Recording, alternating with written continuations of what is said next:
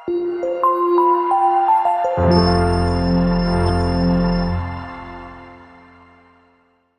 नाम है? सतीश चंद्रवंशी। कहाँ से सर आप? मैं तो बालाहाट से हूँ। कौन सा अटैम्प्ट था आपका? मेरा सेकंड अटेम्प्ट है और फर्स्ट अटेम्प्ट में मैंने 2019 का भी क्लियर किया हुआ है, उसका भी इंटरव्यू है। बोर्ड कौन सा था आपका? मेरा था कृष्णकांत शर्मा सर का बोर्ड। कैसे कैसे प्रश्न पूछेगा बताएं। सामान्य ही प्रश्न हुए, मेरे ज़िले से प्रश्न हुए, हॉबी से प्रश्न हुए, कुछ क्वेश्चन सिचुएशनल बेस्ड थे, कुछ क्वेश्चन आपके कॉन्सेप्ट पे थे, जैसे कि ग्रामीण क्षेत्रों की समस्या बताइए और ग्रामीण क्षेत्रों की कुछ विशेषता बताइए। अभी हाल में जो RRR की मूवी को जो ऑस्कर मिला है तो उसके ऊपर क्वेश्चन हुआ किस मूवी को मिला है। फिर क्या बॉलीवुड को चेंज करके भारतीय सिनेमा कर देना चाहिए, इसको लेके क्वेश्चन हुआ। तो नॉर्मल जो आपका डेप्थ है सब वहीं से। सिचुएशनल क्वेश्चन थे, वो क्वेश्चन बताएं कैसे?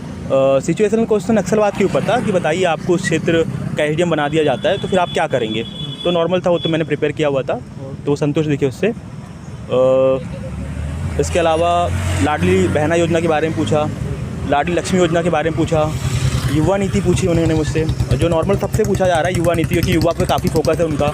जो स्टार्टअप हो गया, युवा हो गया, महिला हो गया, क्योंकि जो गवर्नमेंट है उन्हीं पे ध्यान दे रही है, बजट में भी उन पे फोकस किया है। तो लगभग वो उसी क्षेत्र में पूछ रहे हैं कि आपकी क्या सोच बन सकती है। तो ज़िले से कौन से प्रश्न बने थे आप? ज़िले से मुझसे जो है डॉक्टर केशव बलराम हेडगेवार जी के ऊपर क्वेश्चन किया गया, क्योंकि मैं उन्हीं के ज़िले से हूँ। और वाराणसी हेडगेवार जी के बारे में क्या पूछा था? कि हेडगेवार जी के बारे में आप क्या जानते हैं। तो अब हमने सारा कुछ पढ़ रखा था, तो उसका बहुत ही सिंपल आंसर था, तो हमने उसका आंसर दिया। इसके अलावा मेरी किचन गार्डनिंग थी, तो किचन गार्डनिंग के ऊपर उन्होंने क्वेश्चन किया कि बताइए कि जब गाँव में तो लोगों के पास खेत होता है तो फिर वो लोग अपने बाड़ी में किचन गार्डनिंग क्यों करते हैं। तो फिर मैंने बताया कि सर चूँकि खेत जो होता है वो लोग फसल उगाने के लिए उसका प्रयोग करते हैं। जैसे मैं अपने एरिया की बात करूँ तो वहाँ पे खरीफ और रबी दोनों टाइम में धान लग जाती है, तो वो पूरा पेक हो जाता है। दूसरा कि जो खेत होते हैं वो एकदम घर के नज़दीक नहीं होते, काफ़ी दूरी पर होते हैं, क्योंकि चकबंदी हदबंदी जैसी चीज़ें वहाँ लागू नहीं हुई है। तो इस कारण से अपनी बाड़ी में है ना छोटी मोटी सब्जियाँ है ना अपने उपयोग के लिए उगाते हैं। और इसके अलावा और कोई प्रश्न? बस ऐसे ही सिंपल था, सारा कुछ सिंपल था। हाँ, ये पूछे मुझसे कि यार बताइए जनगणना के बारे में आप क्या जानते हैं और कौन सा मंत्रालय कराता है, लास्ट क्वेश्चन मुझसे था। और फिर एक सिंक्रोनाइज और नॉन सिंक्रोनाइज कुछ पूछा था उन्होंने, बट मुझे वो एग्जैक्ट नहीं पता, तो मैंने उसके बारे में सॉरी बोल दिया। बैकग्राउंड से कोई प्रश्न था? बैकग्राउंड से हाँ, मुझसे किया गया कि आप BSc किए हुए हैं तो फिर ज्योग्राफी क्यों। तो मैंने उनको बताया कि सर चूँकि मुझे UPSC आगे देना है और UPSC में सर ज्योग्राफी मैं ऐसा सब्जेक्ट लूँगा, और चूँकि सर पढ़ने के दौरान मुझे लगा कि यार हाँ ज्योग्राफी एक ऐसा विषय है जिसमें आप अपनी जानकारी बढ़ा के काफ़ी कुछ कर सकते हो प्रशासन में। तो वो मैंने उसका आंसर किया, यही सब रहा। आपके यहाँ से काउंटर क्वेश्चन है कि UPSC का पहले आप PSC दे रहे हैं? हाँ। तो उन्होंने बोला कि अब तक आपने दिया नहीं दिया। तो मैंने बताया सर हाँ सर मेरा फर्स्ट अटेम्प्ट होगा, इस बार का दे रहा हूँ मैं। तो बोले इससे पहले वाला नहीं दिया आपने, 21 में हो गया था। सर मैंने बोला उस टाइम में मेरी इसकी प्रिपरेशन चल रही थी, मेंस एग्ज़ाम चल रही थी, तो इस कारण से मैंने नहीं दे पाया था। तो आपने प्री मेंस की तैयारी कैसे की थी, कुछ स्ट्रेटजी शेयर करेंगे? सेल्फ स्टडी रही है। स्टार्टिंग में जब मैं ग्रेजुएशन में था, first year, second year, third year, तब मैंने लास्ट ईयर में थोड़ी तैयारी की थी। उसके बाद सेल्फ स्टडी रही और मैंने बालाघाट ज़िले से और अपने गांव से ही, घर से ही तैयारी की हुई है। तो मेरा तो यही संदेश है लोगों को कि यार आप सेल्फ स्टडी पे ज़्यादा ध्यान दीजिए और खासकर MP पे फोकस कीजिए प्रीलिम्स निकालने के लिए, क्योंकि अगर आप प्री के लिए क्या स्पेसिफिक करना चाहिए, प्री की क्या स्टडी? मुझे लगता है 10th यूनिट है, 10th यूनिट में 2 यूनिट ऐसी है कि जहाँ से आप पूरे में पूरे नंबर ले सकते हो। बाकी यूनिट में आपको कोई गारंटी नहीं क्या क्वेश्चन पूछ लो। जैसे लास्ट वाली यूनिट है 10th यूनिट, जिसमें आए हो गए तो आप उसमें 10 में से 10 नंबर ले सकते हो। इसके अलावा जो ऊपर की 4 यूनिट है कहीं ना कहीं पर वहाँ पर MP का वेटेज बहुत ज़्यादा है। तो आप ये कोशिश कीजिए कि MP को जितना हो सके अच्छे से कर लीजिए। 2 रिसोर्स रखिए जो भी आपको अच्छी लगती हो, और दोनों को 3-4 बार जो भी रिवाइज कर लीजिए। बस यही है। करंट अफेयर पे उतना ध्यान देने की ज़रूरत नहीं है, क्योंकि करंट अफेयर के 2 से 3 क्वेश्चन आते हैं और एक क्वेश्चन तो बहुत ईजी आ जाता है। जैसे एक बार आया था कि किस देश में है ना सेना ने तख्ता पलट की, तो मैं हमारा आंसर था उसका। और कुछ क्वेश्चन ऐसे होते हैं कि जो आपसे आप कितना ही पढ़ लो तो नहीं बनेगा। तो कोशिश ये कीजिए करंट अफेयर कम से कम कीजिए। हाँ, थोड़े स्पोर्ट्स वाले आप देख लीजिए, कुछ पुरस्कार मिला है तो देख लीजिए, खासकर अभी नाटू गाने को जो पुरस्कार मिला है ऐसे। बाकी बहुत डीप में देखने की ज़रूरत नहीं है, क्योंकि मेरा पर्सनली एक्सपीरियंस है, मैं 4-4, 5-5 बुकों से करंट पढ़ता था लेकिन कोई यूज़ नहीं होता था।